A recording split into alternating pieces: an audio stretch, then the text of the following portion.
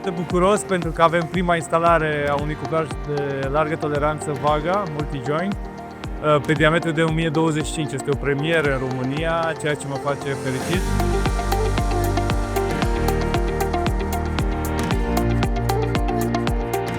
Ceea ce vedem aici este o lucrare de conexiune finală la sistemul existent al unui tronson de conductă cu diametru de 1000 de milimetri, care a fost înlocuit pe o distanță de aproximativ 2 km.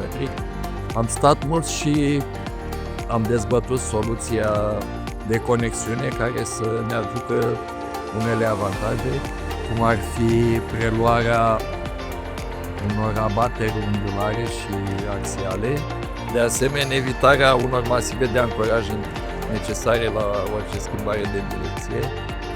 Și când spun asta ne referim la sistemul antismulgere, care preia eforturile care apar în timpul funcționării și înlocuiesc de fapt masivul de beton.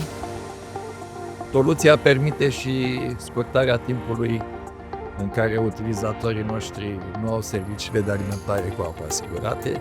Mă refer la perioada lucrărilor de conexiune și cred că am ales una dintre cele mai bune soluții.